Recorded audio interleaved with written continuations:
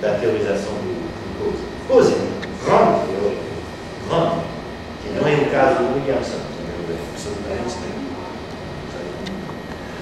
Ok. Qual é, vamos dizer, aquelas três características da nova teoria, da neoclássica, são as características da nova teoria em comparação à última, à prévia, né? À clássica. Primeiro, introduzem a ideia que tem assimetria de informação entre agentes que passam os contratos. Tá? Isso é uma novidade, né? Porque na teoria clássica a informação é perfeita, sem custo, e qualquer indivíduo consegue a totalidade da informação, Bom, acabando com essa brincadeira, vamos dizer. Brincadeira que está no coração da teoria. Então, tenta, e por isso que parece Canada Dry, mas não é Canada Dry. Porque introduzem elementos de realismo, né? Porque as informações são imperfeitas e têm assimetrias de informação. E a maneira para eles, assimetria de informação, de introduzir relações de poder, sem hierarquia, sem autoridade. Não, é muito subtil. É muito subtil. São caras inteligentes, né? Sabem o que fazem. Né? Ok. Primeiro ponto. Segundo ponto, derivado do primeiro, na medida que você tem assimetrias de informação, saem problemas de governance. E o segundo problema é como definir a estrutura de governança eficiente. Sempre a mesma ideia, que abaixa o custo de coordenação, etc. Terceira característica, na firma clássica não tem problema de governança, hein? Porque a firma se resume ao manager, okay? E o manager é um indivíduo racional, que é um perfeito calculador, então não tem problema de governança. Hein? Os problemas de governança saem nessa nova teoria porque você tem assimetrias de informações. Okay? Bom. Terceiro ponto dessas visões, que é um ponto muito fraco, no meu ver, é que todas as regras, né, que permitem o funcionamento da firma são emergentes. Né? Ou seja, saem das interações entre indivíduos. Tá? Não tem nenhuma regra, por exemplo, eu vou dizer as coisas, legislação trabalhista, né? Que é um dado fundamental para uma firma. Não existe. As leis são emergentes. Nenhuma regulamentação externa interfira com a organização e a estruturação da firma. Direito comercial não existe. Não estou falando disso por nada, né? Porque no segundo grupo de contribuição, pelo contrário, esses elementos são introduzidos a bordo da teoria. Ok. A primeira, vamos dizer, variante, a primeira variante que é agora dominante, né? É a nova ortodoxia, é a chamada teoria da agência. Não se diz teoria da agência? Ok. Com uma com dentro um subgrupo que é a teoria dos direitos de propriedade. Ok. Os elementos analíticos básicos são aqueles velhos que a gente conhece, ou seja, racionalidade substancial, né? Os indivíduos sabem calcular perfeitamente, e as deliberações se fazem em relação ao equilíbrio. E no final você chega no equilíbrio, porque se você retira o equilíbrio de Chicago, são mortes, né? Acabando no fundo do lago. Então tem que salvar o equilíbrio. A pressão qualquer, inclusive a pressão de destruir qualquer realismo da teoria. Oui. É nisso que você chega a uma caracterização da firma onde não há oposição entre firma e mercado. A firma é um sistema contratual específico, mas que não fundamentalmente é diferente do mercado. Não tem relação de autoridade, mas você tem relações contratuais com assimetria de informação e, através de incentivos, você faz convergir, se diz convergir, né? Os interesses, o comportamento do assalariado, vamos dizer, e do manager.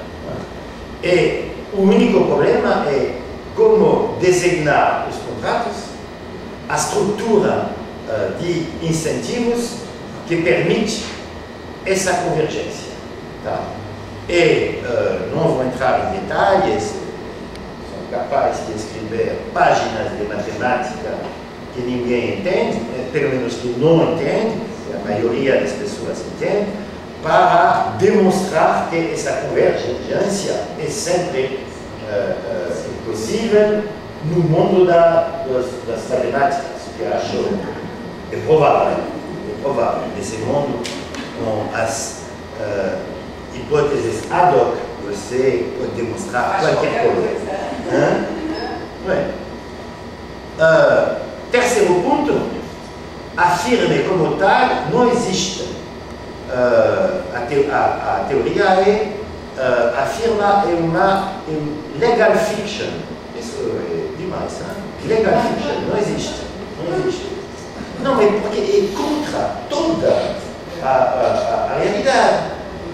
A firma como tal passa contratos, compra, faz milhões de coisas, tá?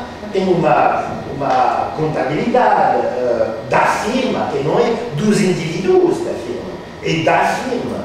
Bom, não, a firma é uma ficção legal, ok?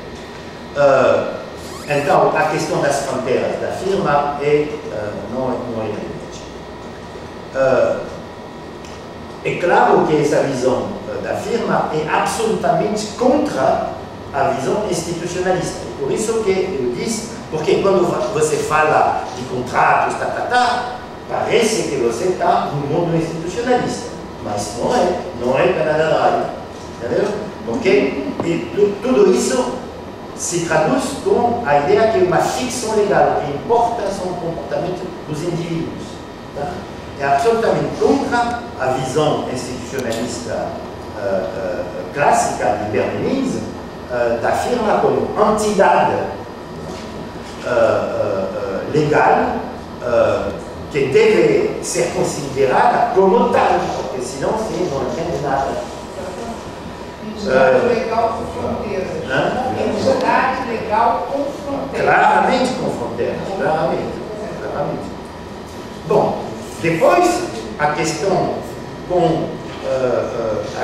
das fronteiras com os problemas de subcontratação, de alianças, se complica, hein?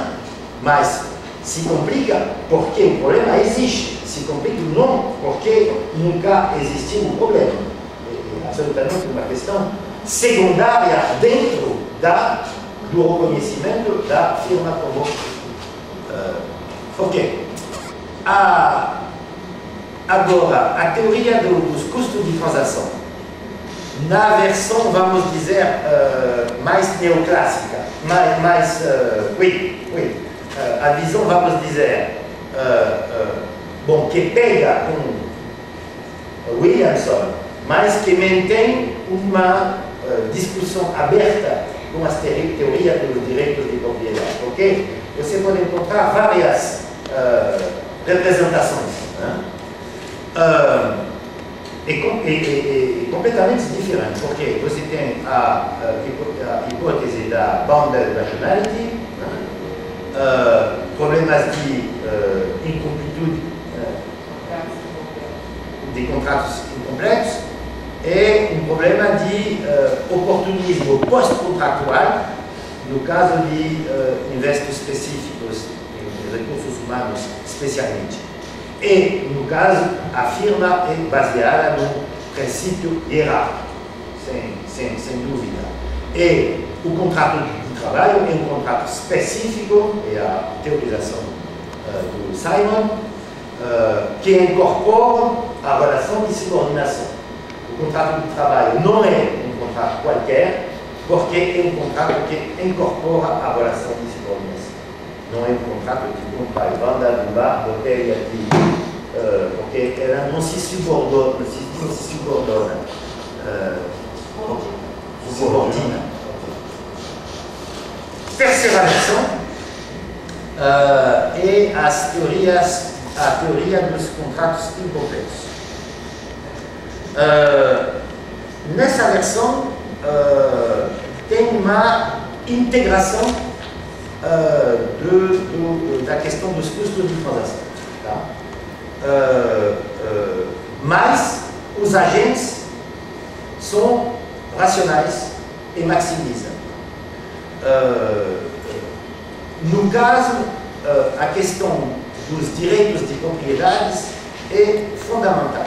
É a teoria que diz, para garantir a eficiência, os direitos de propriedade devem ser absolutamente pleno, inteiro, garantido, concentrado no mesmo dono, porque senão são perdas de eficiências.